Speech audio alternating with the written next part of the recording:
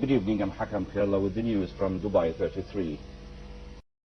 Iraq's interim Prime Minister Iyad Alawi today urged Muslim nations to join an Islamic force proposed by Saudi Arabia to help stabilize Iraq. In other news, Sudan's President Omar Hassan al-Bashir said today that his forces would stand out the 18-month conflict in the western region of Darfur. Khartoum has about 2 weeks to prove to the UN Security Council that it's serious about improving the security situation in Darfur or face unspecified sanctions. Bashir's remarks came as some 150 Rwandan troops were airlifted to protect African Union ceasefire monitors in the troubled region.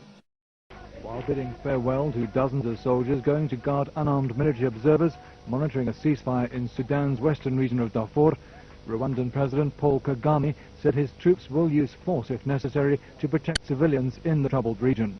The Nobel Prize-winning relief agency Médecins Sans Frontières has announced it was withdrawing from Afghanistan because of the killings of five of its staff in June, fear of further attacks, and frustration with the U.S. military. We've taken this very difficult... Several explosions rocked an area near the venue of a national conference in Baghdad today. The blasts occurred 2 hours after 3 mortar bombs killed at least 1 person and wounded 17. Separately, a U.S. soldier was killed in a roadside bomb explosion in northern Baghdad.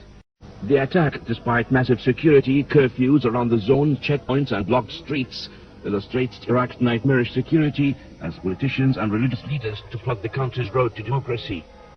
Bomb exploded during an Independence Day parade in India's northeastern state of Assam today, killing at least 22 people, mostly school children. The children were between 10 and 14 years old and were marching in a parade at the time of the attack. It happened an hour after Indian Prime Minister Manmohan Singh pledged to fight terrorism.